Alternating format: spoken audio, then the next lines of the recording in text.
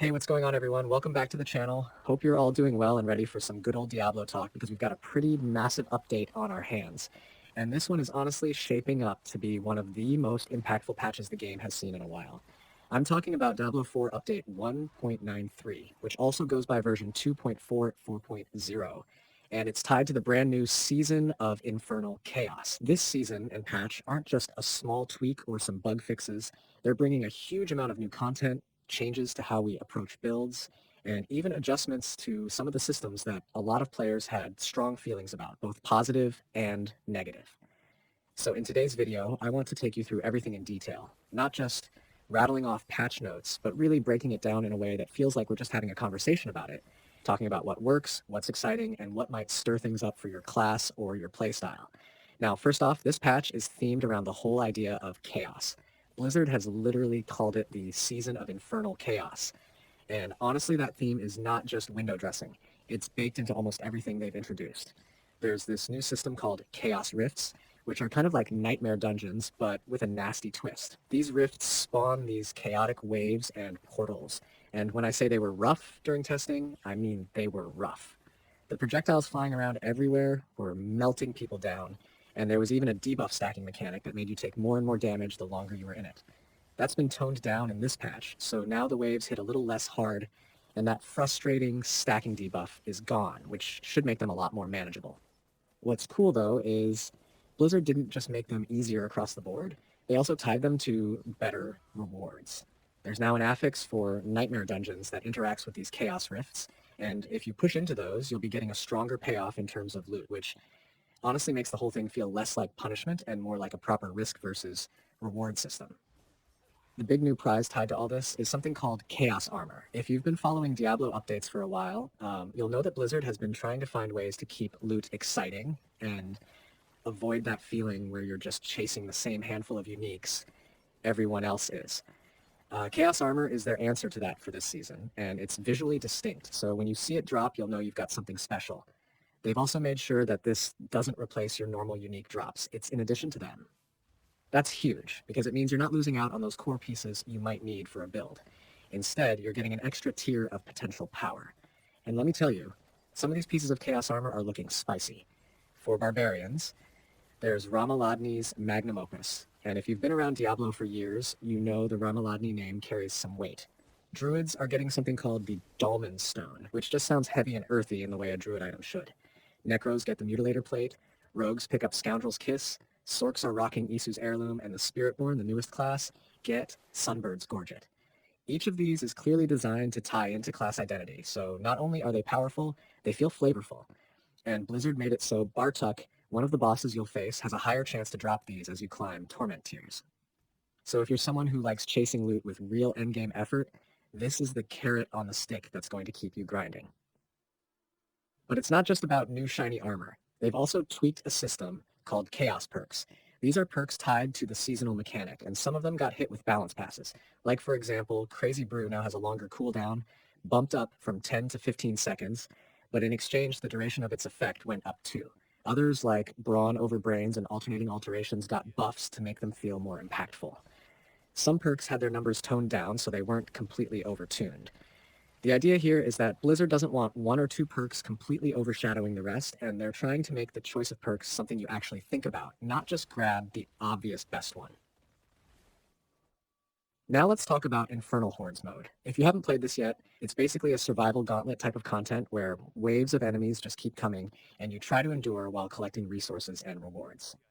The Chaos theme has reached in here too with these Chaos waves, and originally they were popping up way too frequently, making the whole mode feel kind of repetitive. Blizzard pulled that back, so the waves are less constant, which should keep the variety fresh. They've also adjusted the reward structure so that Aether, the special resource tied to this mode, pays out more consistently. Events in the mode are now more rewarding too, which helps with the overall pacing. If you're the kind of player who likes grinding modes that throw enemies at you nonstop, this is probably going to be a much smoother experience now. Speaking of bosses, there are a few changes worth calling out. Bartuc, the one I mentioned earlier as a source of chaos armor, used to have this annoying phase where he would go invulnerable. That's been removed. Instead, there's now a shield mechanic for lair bosses, which should feel a lot less frustrating. It means you can keep up the fight without just standing around waiting. The Burning Butcher in Infernal Hordes also got some love, or hate depending on how you look at it, because he's now tankier and hits harder. That should make him a scarier foe in that mode, which makes sense since he's supposed to feel like a real threat. Of course, what's a big patch without bug fixes? There's a long list of them this time. Chaos Armor had a bug where masterworking it didn't use the right materials. That's been fixed. Perks that weren't giving the correct bonuses, like Rallying Cry and Challenging Shout when combined with certain affixes, have been corrected. There were issues in Infernal Hordes where Aether Goblins weren't dropping what they should, or party members weren't getting their proper rewards if they were out of range. All of that's been ironed out. Then you've got the usual round of class skill fixes. Cooldowns not triggering properly, effects not displaying correctly, damage not calculating right. These are the little quality of life things that don't sound glamorous in a patch note, but make a huge difference when you're actually playing day to day. Now let's step back for a second and think about what this means for us as players. On one hand, this patch is very clearly leaning into making the season feel distinct. You're not just repeating the same grind with a new coat of paint. You're actively engaging with this chaos mechanic, hunting chaos armor, and rethinking your builds with these new perks. On the other hand, Blizzard is also making some adjustments to systems that players had concerns about, whether that's toning down frustrating mechanics like Bartuc's invulnerability, or making sure rewards are worth the effort. It shows they're listening, and whether they nailed it perfectly or not, you can tell there's an effort here to keep the game alive and evolving. For me personally, what excites me most is that Chaos Armor doesn't replace uniques, it adds to them. That changes the psychology of the grind. Instead of worrying that this new system is going to make old loot obsolete, it actually feels like we're stacking more possibilities on top of what we already know. If you're someone who enjoys experimenting with builds, that's a dream scenario. You're not losing the foundation, you're gaining more toys to play with. Another thing I think deserves attention is how Blizzard is pacing this season's difficulty. They could have just left Chaos Rifts in their original brutal state and said, "Get Gud," but instead they listened to feedback and adjusted the pain points without stripping away the challenge.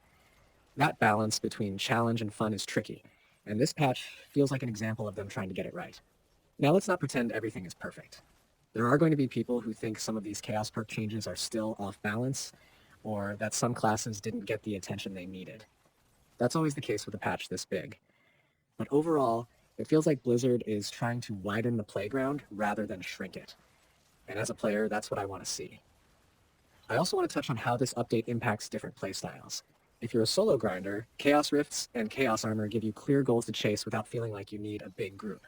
If you're more into party play, the fixes in Infernal Hordes mean rewards are more consistent across the group. So you won't feel left out just because you weren't standing in the exact right spot when something dropped. Hardcore players who thrive on pushing Torment tiers are going to have more incentive to do so now that Bartuc scales his Chaos Armor drop rates with the difficulty. And casual players who just want to jump in for a few runs will appreciate that Chaos Waves aren't instantly vaporizing them anymore. What's also interesting is the long-term implications of this Chaos Armor concept. If it's well received, you can bet Blizzard is going to keep experimenting with systems like this in future seasons. They're testing the waters here, seeing how much players enjoy having a special category of loot that adds to the pool instead of reshaping it. If it works, this could be the template for seasonal loot going forward.